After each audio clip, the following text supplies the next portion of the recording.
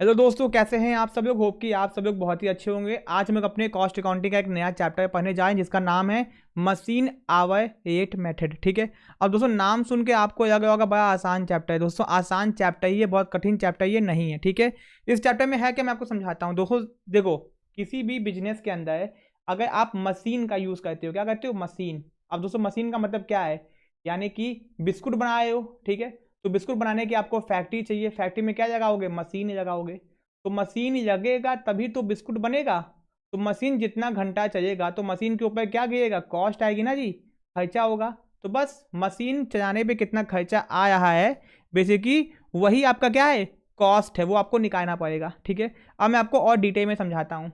Machine hour rate is the one of the method of absorbing factory overhead, यानी कि ये एक तरीका है जहां पे हम फैक्ट्री में होने वाले जितने भी इनडायरेक्ट खर्चे हैं उसको बांट सकते हैं। ठीक है।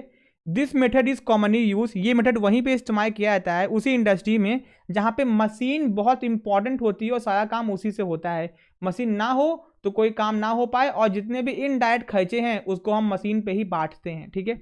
अब meaning of machine hour rate, ठीक है, इसको समझो पहले। मशीन आवर रेट का मतलब होता है per hour operating cost of a machine, यानी कि अगर एक मशीन को 1 घंटे चलाएंगे, ठीक है जी, 1 आवर, तो कितना कॉस्ट आएगा। एग्जाम्पल, एक जेसीबी जो मशीन मंगाती हो, जेसीबी मशीन मंगाने का कॉस्ट होता है, यानी कि 5 घंटे मंगाए तो 5 घंटे का कॉस्ट होगा आपका 15,000। एग्जाम्पल दे रहा हूँ मैं। ठीक है जी। तो वैसे ही मशीन को चलाने का पर घंटे का कॉस्ट होता है। In other words, the amount obtained dividing the operating expenses of a machine during a specific period by the hours of use machine doing the period is called machine hour rate, यानी कि जितने घंटे machine को चला रहे हैं और उसको चलाने पे जितना भी हमारा खर्चा हो रहा है, चाहे वो खर्चा मजदूर को दे रहे, जो भी खर्चा उसके ऊपर, लाइट का खर्चा, इलेक्ट्रिसिटी का खर्चा, सब खर्चा। अब सोचो एक मशीन को चलाने के लिए, जो खर्चा हो रहा है, लाइट का खर्चा, इलेक्ट्रिसिटी का खर्चा, मजदूर का खर्चा, ठीक है जी, और भी जो खर्चे, अदर खर्चे जो हो रहे हैं, सब कुछ इसी पे बांट देंगे। इसी को बोलते हैं मशीन आवर रेट मेथड। ठीक है जी, ओके, समझ आ गया। अब दोस्तों ये आपको समझ में आ गया। अब एग्जांपल यहाँ पे देख लो, यहाँ पे एग्जांपल दिया है। Suppose factory overhead in period is 10,000, यानी कि फैक्ट्री का इनडायरेक्ट खर्चा 10,000 है। And 4 similar machine are operating, चाहे एक जैसी मशीन काम कर रही है in a factory. The factory overhead for machine will be 2,500, यानी कि फैक्ट्री, अब देखो जो फैक्ट, बहुत इंपॉर्टेंट चीज बताया आपको यहाँ पे, मान लो किसी भी फैक्ट्री को चलाने में जो ओवरहेड था, यानी कि इनडायरेक्ट खर्चे थे, वो कितने थे, 10,000 थे, और 4 मशीन बिजनेस में लगी हुई है, तो वो 10,000 का खर्चा चारों मशीन पे इक्वल बांट देंगे, यानी कि एक मशीन पे खर्चा गिरेगा 2,500 का। ठीक है जी। यानी कि हम मानेंगे कि ये 2,500 का खर्चा मशीन का ही खर्चा है। ठीक है जी। तो बस वही बोला है, कितना भी खर्चा हुआ है डिवाइडेड बाय कितने मशीन आपके लगे हुए हैं, मशीन आवर रेट। ठीक है जी। If the machine operates 500 hour, machine अगर 5 घंटे काम करती है डूइंग दैट पीरियड, तो machine hour rate will be 2500 divided by 500, यानी कि 5 रुपए पर घंटा। देखो कितना आसानी से आ गया। Now suppose a job is completed by the machine by 10 hour, यानी कि 10 घंटे में काम हो गया, तो आप कह दो 5 × 10, 50 रुपये आपका हो गया जी। ठीक है जी। तो फैक्ट्री ओवरहेड जो एब्जॉर्व किया गया वो मशीन द्वारा 50 रुपये का है। ठीक है जी। तो ये आपका दोस्तों है मशीन आवर रेट। होप कि आप इतने चीज़ों में आप समझ गए होंगे कि क्या होता है मशीन आवर रेट। 1 घंटे मशीन को चलाने जितना भी खर्चा हो रहा है ऑपरेटिंग का या फिर जो भी खर्चे, उसको बोलते हैं मशीन आवर रेट मेथड। ये आपका फॉर्मूला भी दिया गया, इसको याद करके एग्जाम में टीप देना तो आपको नंबर मिल जाएगा। ठीक है जी। Factor and process of machine hour rate. ठीक है जी। तो दोस्तों यहाँ पे देखो, अब यहाँ पे कुछ चीज़ें बताई गई हैं, मैं इसको देख लूँ पहले कि इंपॉर्टेंट है कि नहीं है। ठीक है जी, ओके, ये आपका उतना काम का नहीं है। ठीक है जी। अब ये कुछ इंपॉर्टेंट है, बेसिस ऑफ अपोसमेंट, किस आधार पे हम लोग खर्चों को मशीन पे बांटते हैं। ठीक है जी। The expenses which are apportioned on machine are entire factory overhead, यानी कि वो किसी एक का खर्चा नहीं होगा, पूरे फैक्ट्री का खर्चा होगा। वहां पे देखो आपने जो 10,000 का खर्चा बांटा था वो पूरे फैक्ट्री का खर्चा था, and not machine expenses itself, वो मशीन का खर्चा नहीं था। Machine is treated as a cost centre, यानी कि मशीन के खर्चे के ऊपर फैक्ट्री के ओवरहेड को डाल दिया गया। ठीक है।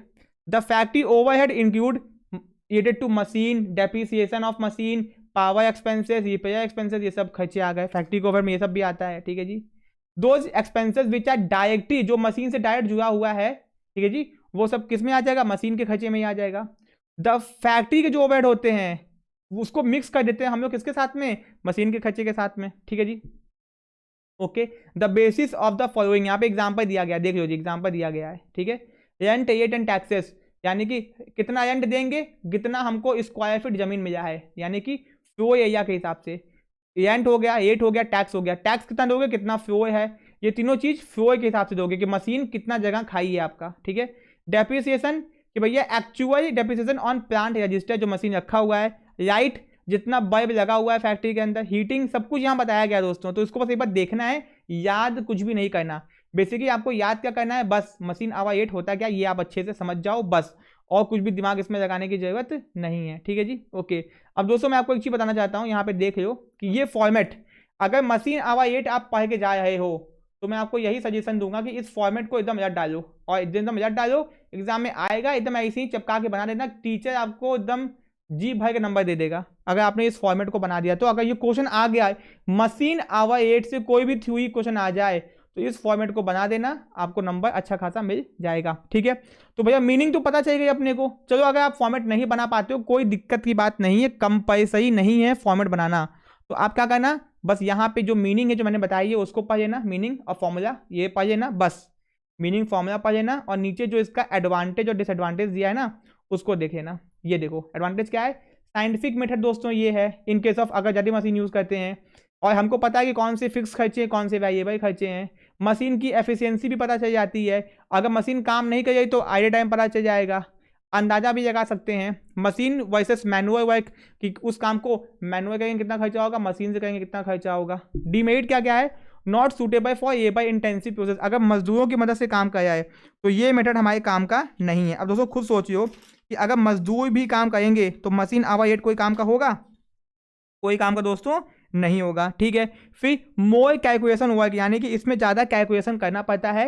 And difficult in apportionment of some expenses, कुछ खर्चे ऐसे होते हैं जिसको हम लोग बांट नहीं सकते हैं, ठीक है जी। तो ये आपका हो गया दोस्तों, ये कमी है, कितनी भी चीज़ें आ जाए कितना भी कुछ हो जाए हम सब खर्चों को तो मशीन पर नहीं याद सकते ना, ठीक है। तो ये आपका दोस्तों चैप्टर यहाँ पे खत्म होता है। इस चैप्टर में और कुछ भी नहीं है मशीन आवर 8 के अंदर, बस मीनिंग याद करिए ना, एडवांटेज डिसएडवांटेज और दोस्तों फीचर, बस, और जो भी आएगा इसी को लटका देना, आपका काम हो जाएगा, ठीक है। वीडियो बहुत इंपॉर्टेंट है, अगर आता है एक क्वेश्चन तो यही आएगा और कुछ भी नहीं आएगा, ठीक है। वीडियो अगर अच्छा लगा तो वीडियो को लाइक कर देना, चैनल को सब्सक्राइब कर देना। मिलते हैं अपने नेक्स्ट पार्ट में, थैंक यू सो मच।